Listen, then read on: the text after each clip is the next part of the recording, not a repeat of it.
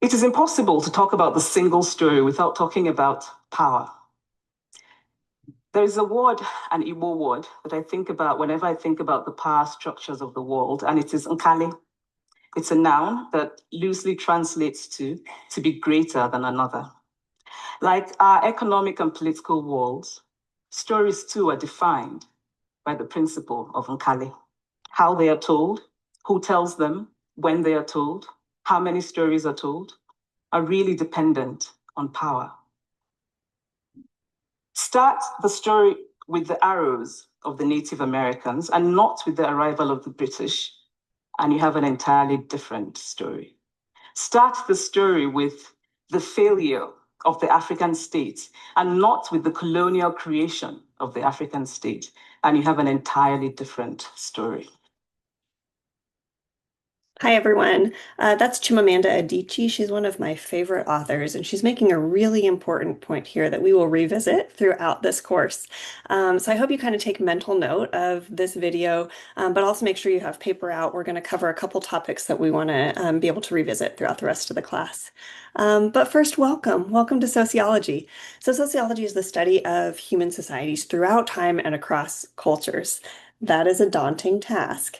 So we're obviously only going to scratch the surface in this class.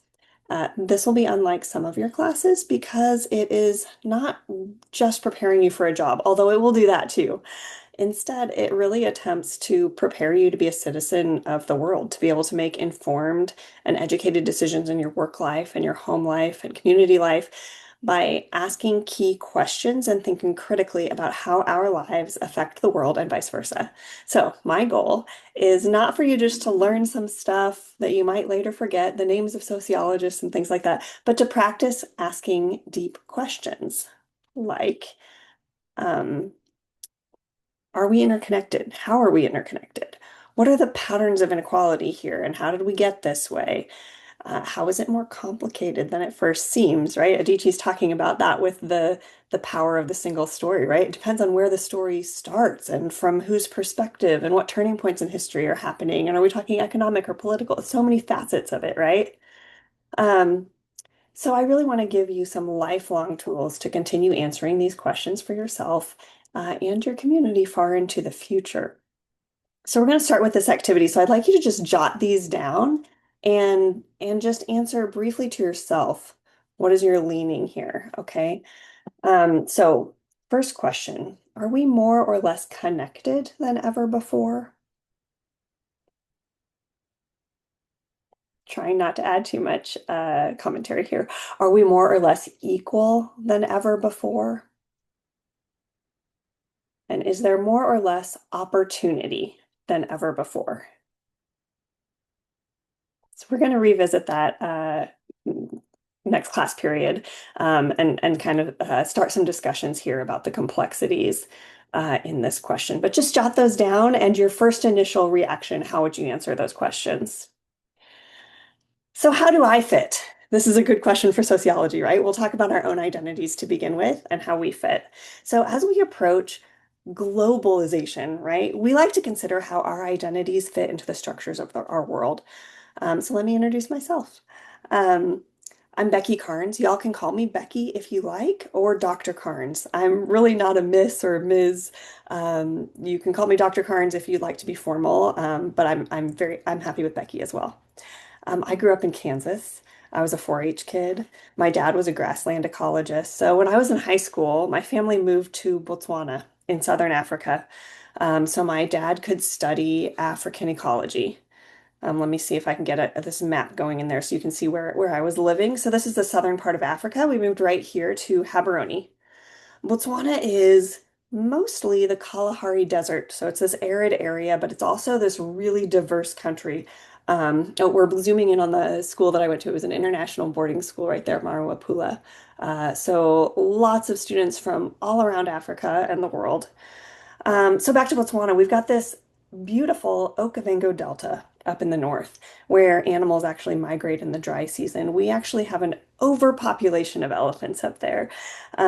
So this is an area that a lot of celebrities, I mean, the Carrie and Meghan, and I think Ellen and her wife, have gone there for like honeymoons and to stay in these luxurious safari lodges. That's the Okavango Delta up north. So you've got all these elephants. There are 11 different languages spoken in Botswana, super diverse country. It's one of the only countries in the region, so it's bordering Zimbabwe, Zambia, Angola, South Africa, only countries in the region that was never fully colonized by the British. So there are some major differences in the economy because of that now and the success of Botswana's democracy. But because they were never fully colonized, they kept control of their unmined diamond wealth at the time, which was discovered right after full independence in the 60s. So I started to notice the inequalities between Botswana and the surrounding countries. I saw the currency being devalued in places like Zimbabwe. And I wondered, why there, not here? I brought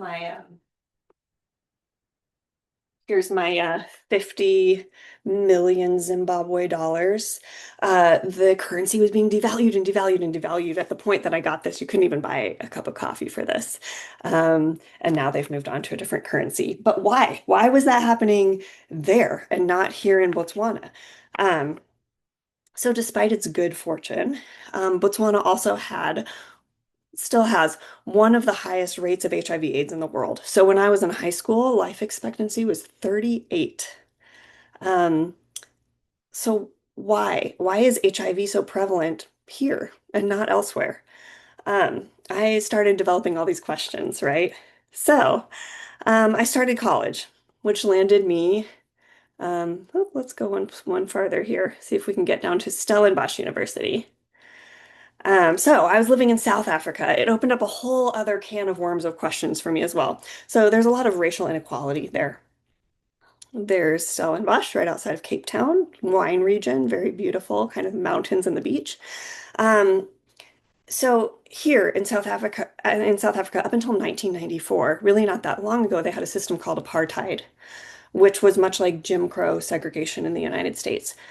So sociologists consider race a social construct, right? Meaning that we collectively decide its meaning, but the parameters around it are not real in any physical sense. So in South Africa, the concept of race is constructed differently. They have different categories based on language and physical features. They had geographical areas, which is what you're looking at right now. So you have the town of Stellenbosch, and Kayamandi is a township right outside of Stellenbosch. So they had these geographical areas for white English-speaking people, Afrikaans people, colored people, which is how South Africans defined mixed race people like me, Indians, Black Xhosa people, Ndebele speaking people, Setswana, which is my language from Botswana, and Zulu people. And they each lived in these prescribed homelands. Does this sound familiar? It should, right? Because the United States did something very similar with our Native American reservations, and then again with Jim Crow segregation. So during apartheid, people of color were not allowed to live in Cape Town. But since they worked there, these informal squatter camps called townships grew up in the areas outside of city limits. So South Africa is actually more racially segregated now than it was under apartheid. Does that sound familiar? We like to think of ourselves as having made all this progress, but even in the United States, this is true of St. Louis, many of the cities here in the United States, Kansas City to a certain degree, still very racially segregated, and that segregation is actually getting worse and not better. So what are the mechanisms that make a place like St. Louis or Stellenbosch become more segregated after de jure segregation ends? You remember that from high school, de jure segregation is by law, right? De jure versus de facto is something that just happens. It doesn't usually just happen, right? There's social structures and things that cause that to happen, which we will talk about. But after that legal segregation ends, after Jim Crow is over, after apartheid is over, why does segregation persist or even get worse in some cases? So it turns out that in the townships, people didn't own the land. They could lose everything at any time, and it was impossible to build wealth by building equity in their homes. Here, I can stop this map for us. Zooming in on all these different places that I've lived, because I really want to zoom in on this in particular. So people didn't own their homes in these townships, right? So because of that, they couldn't access um, certain services off the grid, like water or electricity, right? There's a saying that it's expensive to be poor. This is one of those cases, right? If you want a sewer, you can't just tap into the local sewer system, right? You have to dig it yourself. It's a lot bigger expense. So there's just a lot of extra expenses that keep people poor. So I remember asking one of my professors at Stellenbosch this question. I said, why don't they just grant land rights to the people that have been living in the township so they can access all these things? And he looked at me and he said, that is a stupid question. Now, as a teacher, I know that there's no such thing as a stupid question. I promise to never say that to you. Clearly, I had hit a nerve, right? What he was saying is, hey there, I benefit from this system, so be careful about the ground you're treading on here. So there are a lot of people who are invested in keeping this inequality in place because it benefits them. So I was gaining this other layer of questions about global inequalities. All right, let's move on to the next slide before we keep looking at too many places. Okay, so that brings me to these big three questions that we're going to talk about in the next couple of days. So questioning is really important to sociology because it makes us dig deeper under what Adichie called that single story, the oversimplified, right? So we feel like we know what success means. We think we know who commits crimes, why there's poverty in the world. But without a scientific inquiry, actually gathering data so that we know statistically if those stereotypes, also social constructs, right, are true, and we can't know why they exist without that kind of formal study. So we focus on these three questions. First is interconnectedness. How are we related to this? What are those interrelated parts?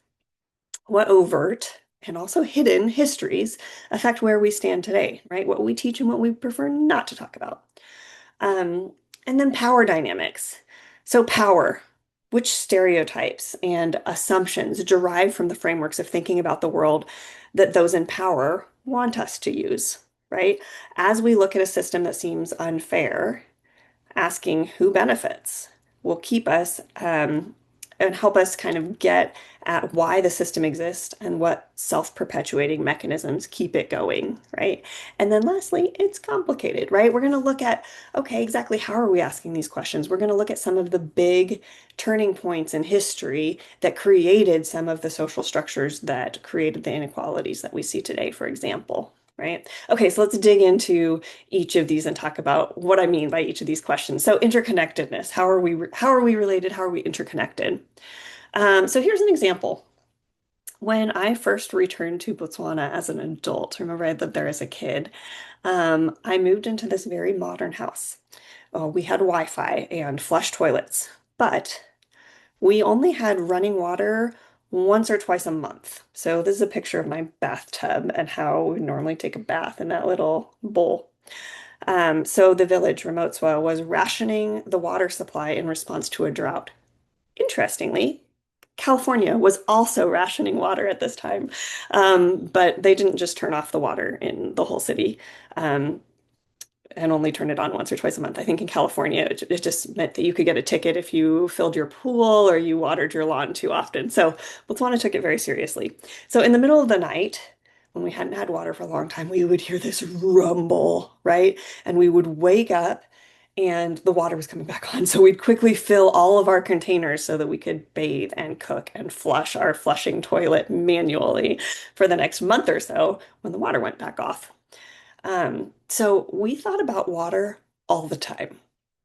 We actually wished we had an outhouse. So people would ask us, do you have running water or not? And we're like, complicated question. We kind of wish that we didn't. We had an outhouse because it would save us all this time. We wouldn't have to save this giant gallon bucket. I think it was like 5 gallons to flush the toilet just once, right? So it took a lot of our time, our energy, our strength.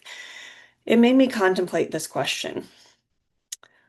What do the Okavango Delta, remember that beautiful area with the elephants up north, sustainable farming, the civil war in Angola in the 90s, HIV in Botswana today, and the water in my pipes all have in common? It turns out these were all very interconnected. So we were getting water way down in Remotswa. That's where we were living there.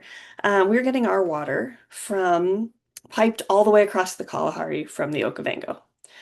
So the Okavango is an incredibly important water source. Oops, we moved ahead too fast. Let's look back here. Um, so it's this important water source. When you think about the economy of Botswana, we've got diamonds, right? Are diamonds a renewable resource? No, right? Once you mine them, they're gone. Yet this is what's sustaining the country. It's paying for education and healthcare and all these things. Um, so what's the plan for when the diamonds run out? Well, tourism. Tourism is also a big part of Botswana's economy and beef cattle, right? So tourism is the next biggest up and coming industry, and it relies on high cost. Remember those luxurious safaris? High cost, low volume tourists, right? So these these resorts that maybe only have a few people at a time so they can have this luxurious experience. So we want these people to go on luxurious safaris in the Okavango to see all the wildlife. So I mentioned Botswana is a desert, right? So the water in the Okavango does not come from rain in Botswana, but rain in the headwaters way up north in Angola. It's on the map there. So during the 90s, Angola was in civil war, and that area was full of landmines. So it took nearly 20 years to remove them and make that area safe. That's great. That's a good thing, right? But it also opened up the area to unsustainable farming practices and over irrigation. And the Okavango Delta began to shrink as people were irrigating from the river up north. So this good change in Angola had all these side effects in Botswana. We have to think about how we are interconnected. So in the Peace Corps, I had to think about those butterfly effects of all the work we did. What kind of unintentional environmental or social damage might we be doing in the name of development, right? So studying these things is important so we don't do more harm than good. So that's interconnectedness. Let's talk for a minute about power, patterns of inequality. Um, who benefits, right? So this is me over on the left here meeting His Excellency Sir Seretse Ian Khama a few years ago. He was the president of Botswana at the time. I will not embarrass myself with what I said to him in this moment or what my t-shirt said. He was president of Botswana at the time. His dad was the chief of the most dominant people group, the Bamangawatu. So Botswana never fought a war for independence because Ian's dad negotiated it from the British. So he was a political genius. Seretse Khama set up a dual democracy system, which incorporated the chieftainships into a democracy. So Seretse gave up his chieftainship or his blood inheritance to the throne of the most powerful people group in order to run a campaign and be popularly elected president. Now, everyone in Botswana can vote, but chiefs also still settle disputes from their traditional kotlas. So this is Kgosi Mosadi Seboko, the first woman chief in Botswana. She was my chief in the area that I lived in, Ramotswa, as an adult. So the way that this family and tribe set up the government, it looks very democratic, but it hides the fact that only a few people can ever have power. So during Ian's presidency, he changed the Constitution. He had a lot of things going for him. This was probably not one of them. So he changed the Constitution so that people vote for a party, and the party in turn picks its president. Well, it turns out that the parties fall along tribal lines. So this elevates the power of the Bamangawatu people over people like the Bamaleti, Kgosi Mosadi's people, right?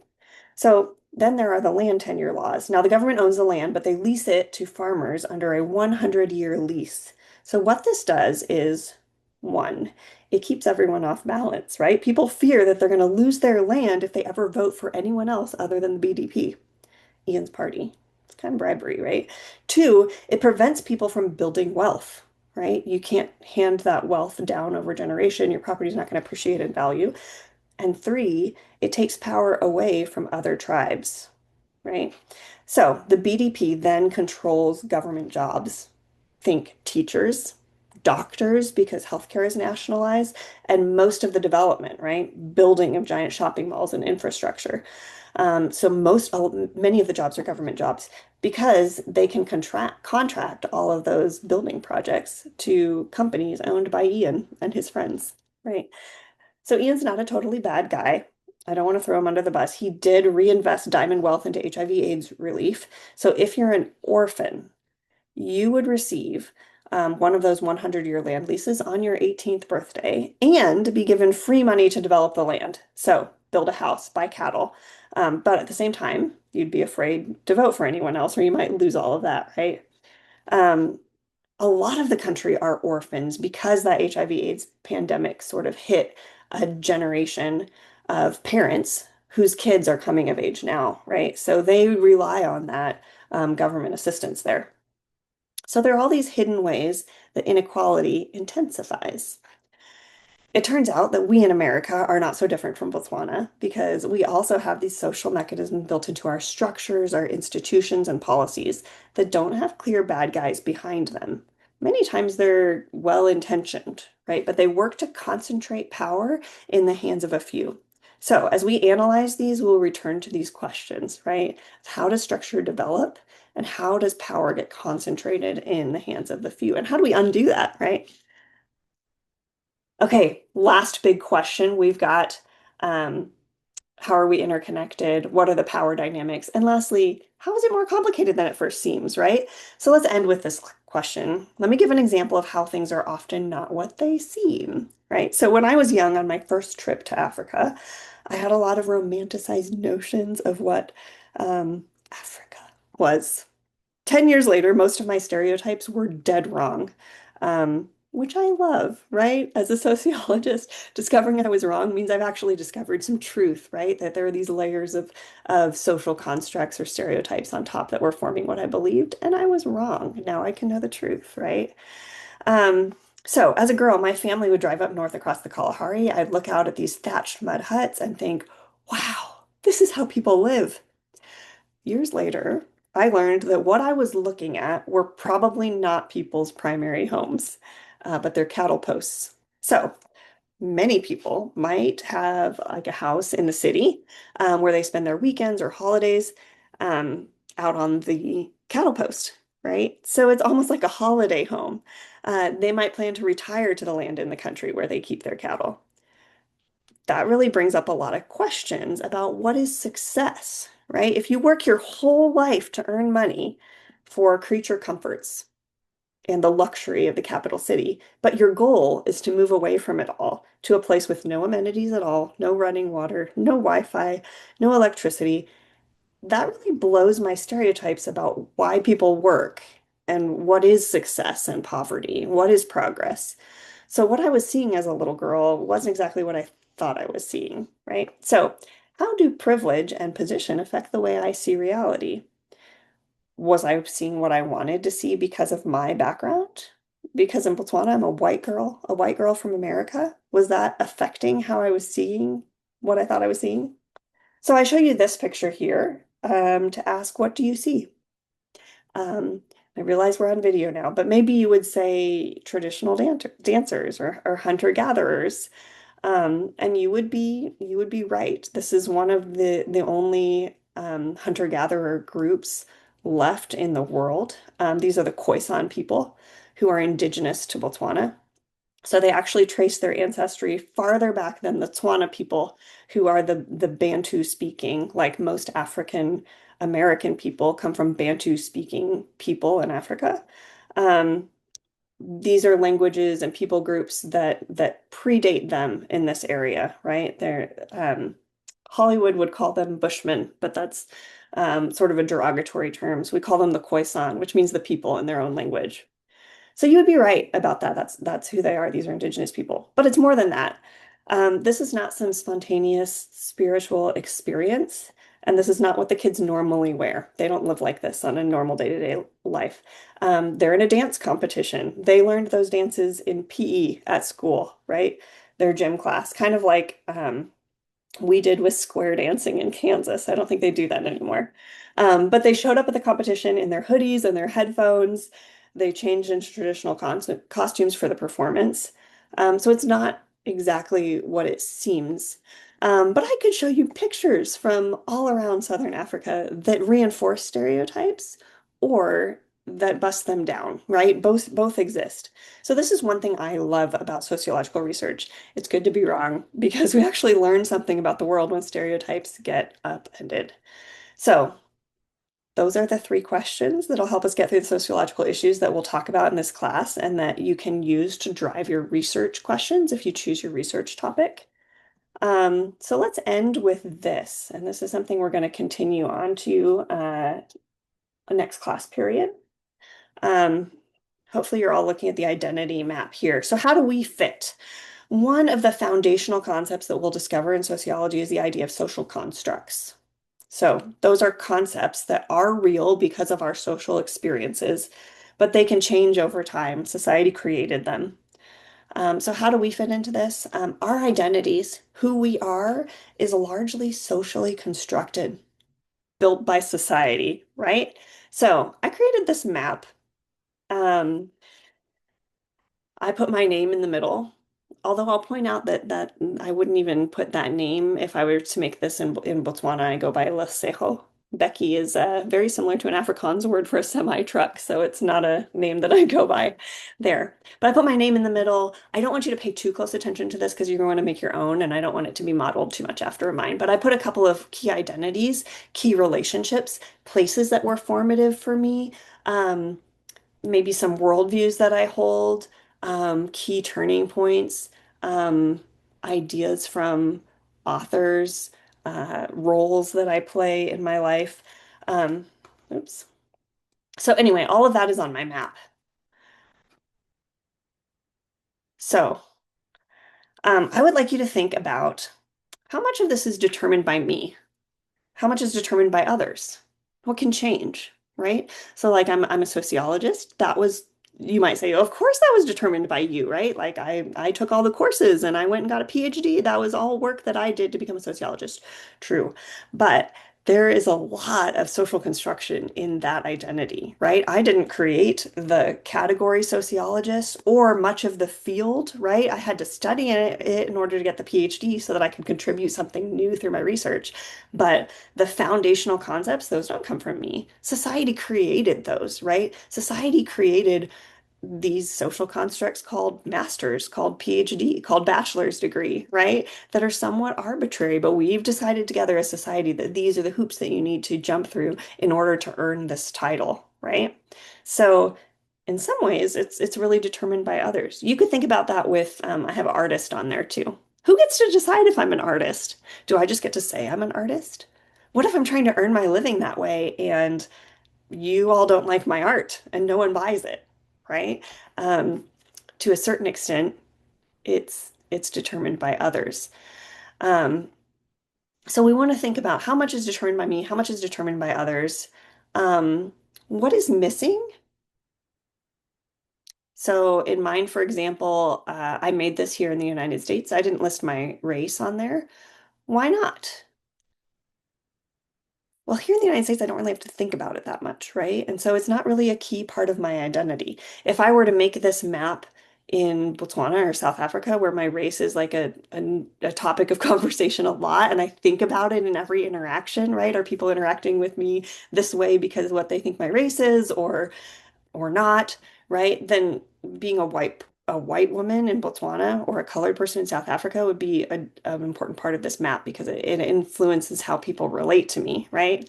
Um, so power and privilege have a lot to do with what is included and what isn't included as well, right? So think about those things. So I'm going to turn off the video and I'd like you to take a few minutes, pull out a piece of paper, or turn over the one that you've got your 3 questions on and start working on a map. And we'll use that to introduce ourselves in the coming weeks. Um, it has been great getting to know all of you. I hope you enjoy this class. Please reach out to me via email if you have any questions whatsoever, and I look forward to meeting all of you. Thank you.